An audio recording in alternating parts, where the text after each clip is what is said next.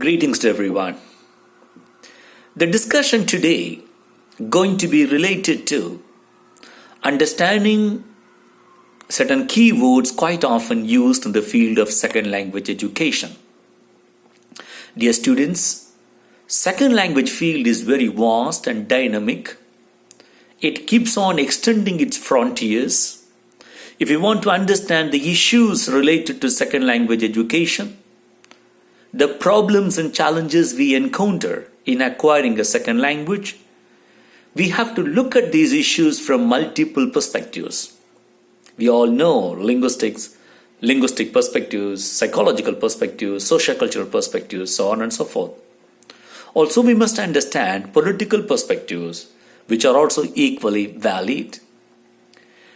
What are the terms that we need to know now, and how these terms going to help us? There are lots of theories we'll be discussing in the coming days. In those theories and the models, there are certain terms, words frequently used. We must be able to have an academic understanding, certain degree of clarity in terms of understanding the meanings of these terms. Hence, this attempt has been made. Let's talk about the terms quite often used here. We all know monolingualism, bilingualism, multilingualism, unilingualism, the factors contributing to these conditions, the reasons for uncertainty in reporting language data, the factors connected to the motivation, why people are motivated to learn a second language, why people are demotivated, how do people get perceptions about a second language, what are the political, social, cultural reasons conditioning our perceptions? These are the things which would factor in this particular discussion. If you were to discuss monolinguals as defined by American Speech and Hearing Association is this. Monolinguals are the people who have been able to read, write and understand only one language, beyond which they have no understanding. And there was no need for them. It could be due to geographical reasons or political reasons or cultural reasons or ethnic reasons. Most of the English-speaking people, they are monolinguals. They don't need to learn, they think, a second language. The belief there is that their language is the second language of majority of the people in this world. English language, you like it or hate it, has come to stay here. It has become language of commerce, language of technology, language of science. It has become library language. It has become auxiliary language. So because of the political advantages that language enjoys, for whatever reasons, good or bad, political or social or otherwise, I'm not going to get into it because I'm going to give you only an academic understanding of this issue. I'm not going to actually look at these problems from political perspectives or by using any theories here, political theories here. If I were to look at it only from a dispassionate point of view, then I would say English language has come to stay here. The kind of advantages the speakers of English language, they enjoy, phenomenal. German language was not this much famous, and French language again was not this much famous. So English has come to stay for whatever reasons. So the monolinguals are the people who have been able to speak in only one language, being able to understand, being able to do all sorts of activities using that particular language. Being a monolingual, you can't help it. I said it could be related to the factors, maybe geography, ethnicity, politics and culture contributing to this condition. But choosing to remain a monolingual, it has got something to do with our civilization. There is a new way of understanding what we mean by civilization today. Civilization, it includes lots of values, understanding the differences, accepting the differences, encouraging the differences, feeling comfortable with the people of different faiths and different languages. That's what civilization is all about. strictly speaking, it's a kind of refined understanding of life. But today, civilizational understanding of this context would lead me to conclude in this way. Being able to speak in one language is human, but being able to tolerate more than one language is civilization. I leave the rest to you all people to exercise your own imagination. There are lots of advantages the bilinguals actually enjoy compared with monolinguals. Let's talk about monolinguals, the conditions. Majority of the people, I'm talking about monolinguals, they are confined in a particular society, particular area. They have well-knit system. They got strong sense of ethnic identity. For your information, people actually coming from a background who got strong sense of ethnic identity, their chances of learning a second language very, very remote. If at all they make attempts, well, they are not normally successful. When compared to the people from different cultures, they have liberal understanding of the different cultures of the world. So people coming from monocultural background, monolithic background, they got strong sense of identity in terms of their language, culture, ethnicity, so on and so forth. That strong sense of identity that would lead them to rigidity. They don't want to come out of it. They feel very comfortable being there. At a later point of time, because of this feeling of comfort, there is a feeling of fear that emerges in them. What is this fear all about? If I let my people learn a language other than my own, there are chances, though not supported by reasons, there are chances that the grip of my first language is gone. It will be an assault on the first language. The second language, when it comes in, that denativization would start. Nativization of the second language would result in denativization of the first language. My culture going to be polluted. My understanding of the world of reality would be influenced. So I don't want my people to be like that. So there are strong reasons why monolingual societies, they preserve their identity as monolinguals. The reasons are cultural reasons, social reasons, political reasons, and so on and so forth. But things are changing today. People have accepted that we are not an island. We are connected to the world. We can't have your life separating ourselves from the rest of the world. Hence, these monolingual societies right now, they try to reach out. They try to understand the global realities from liberal perspectives. Thanks to science and technology, information processing revolution, which has actually revolutionized the ways in which we look at the global realities. We are living in cosmopolitan world, cosmopolitan values, influences.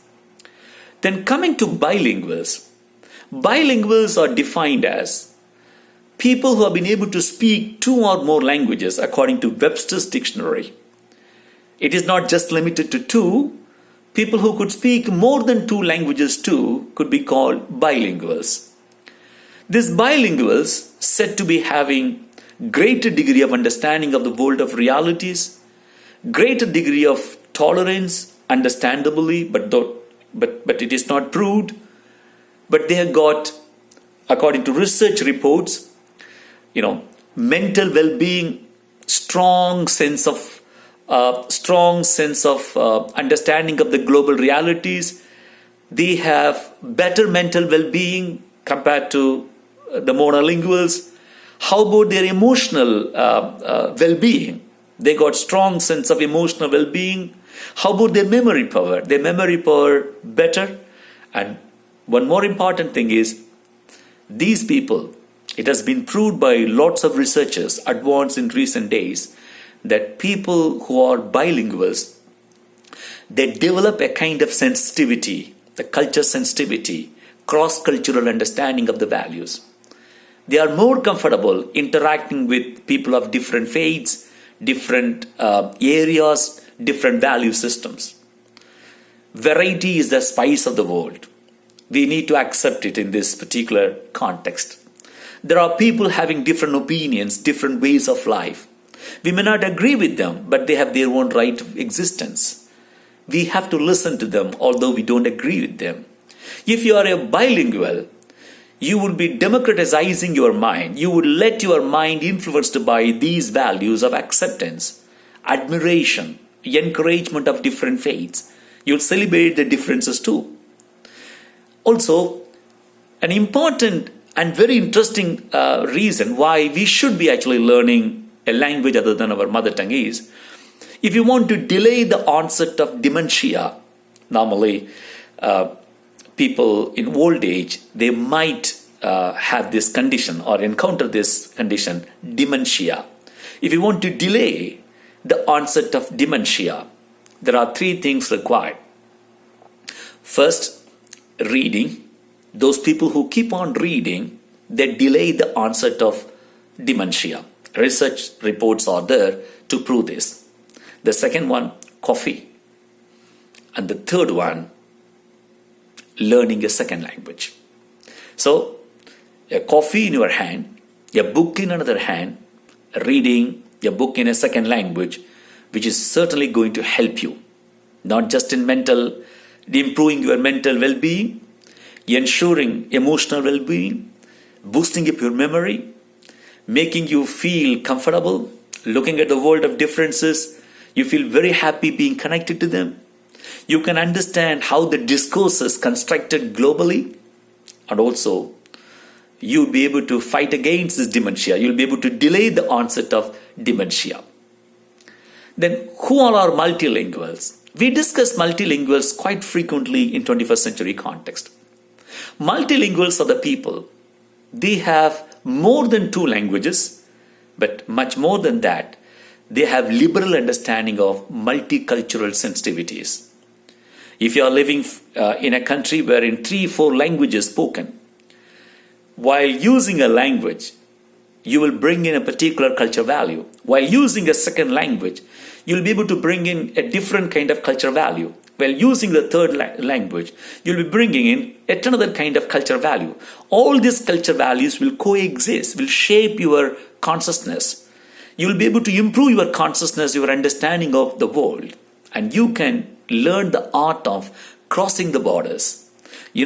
Crossing the borders as forms of life. That's what life all about. Being able to understand the people as they are. Being able to live in different contexts. Being able to see the differences but not disturbed by the differences, but could be influenced, could be positively. So there are lots of things we can learn from others. And there are lots of things that we can share with others. So if you are a bilingual or a multilingual, you are enjoying this unique advantage of sharing the best of yours with the rest of the people and getting the best from others and letting that best influence your already best culture. So we all would be able to celebrate this beautiful synthesis, the synthesis of the best of different cultures, conglomeration, coming together.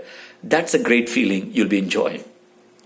The second enjoyment or the second benefit is I can understand the beauties of my structures, which means my first language structures.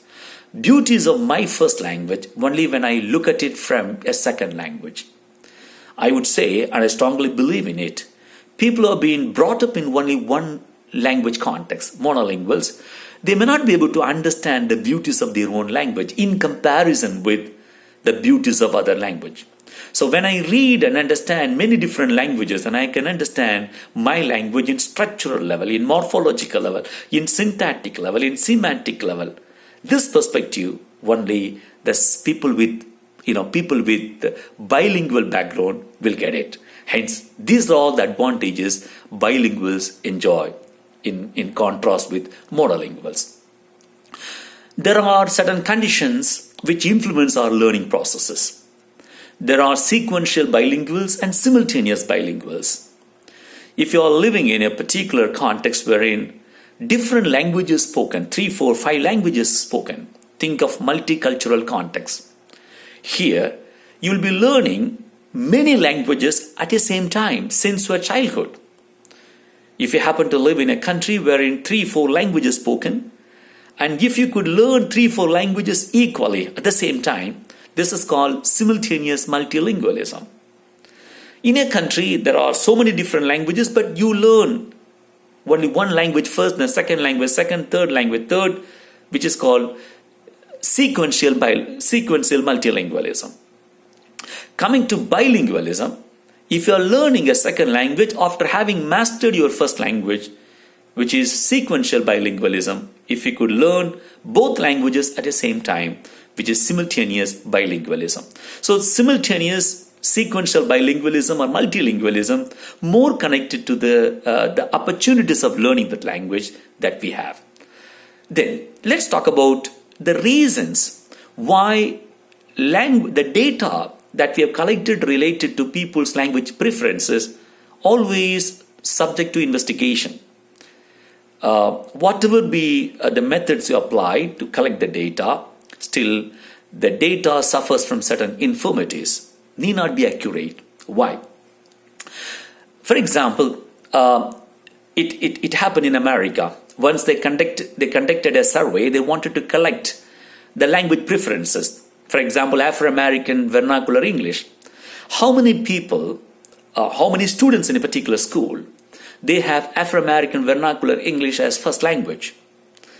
How many people have got Spanish as first language, French as first language, Scandinavian languages first language? So these are all the details they wanted to collect. But what happened was, when they collected the data, they found out that many people did not speak truth.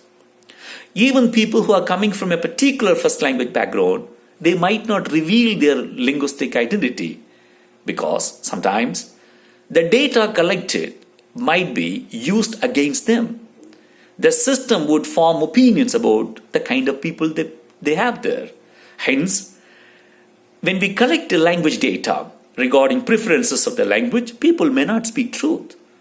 They don't reveal their linguistic identity, mostly because of the fear that the data may be used against them. So that's why limitations this data suffer. The second factor why this data are not accurate is this: multiple levels of competencies that we have. When we frame questions, or people who are interacting with them, they may have a different level of competency. And people who are answering, people who are interviewed, they may have different level of competency. So because of these varying competencies, data collection may not be accurate. Sometimes there is lack of agreement between different people on certain terms.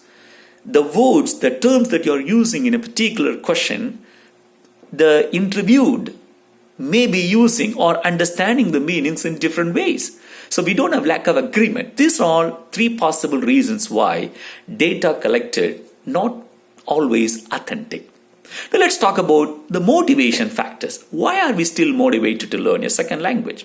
First, we must understand, previously, people used to think English, language of the oppressor, language of the colonial masters. So they have different views on this language. Some societies are indifferent, some societies skeptical, some societies do not encourage. But now things are changing. How this change have actually come about? What's the reason? Today, you like it or hate it, English has come to stay here. For all practical purposes, English being used. You like it or hate it, it's a reality. That's why English has been said, it's a cultural paradox. It's a cultural paradox in the sense that, whatever be the degree of dislike that we have or hatred we have towards it, equal degree of, attraction towards that language also there. Why?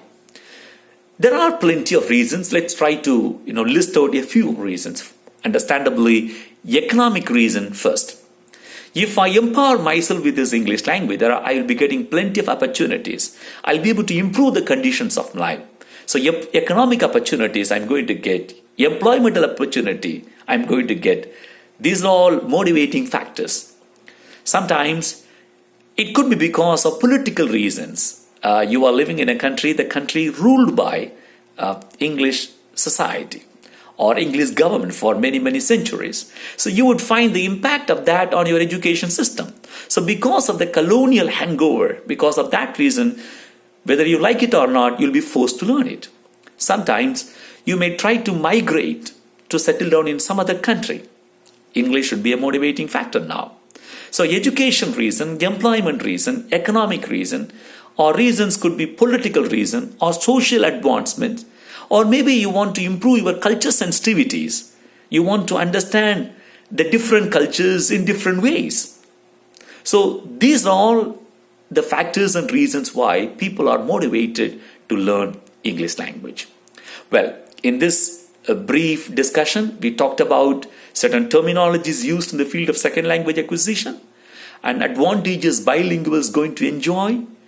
And we talked about simultaneous and sequential bilingualism and multilingualism and the reasons for uncertainty in language data, and finally motivations influencing us towards learning English as a second language. Thank you for listening. Goodbye to everyone.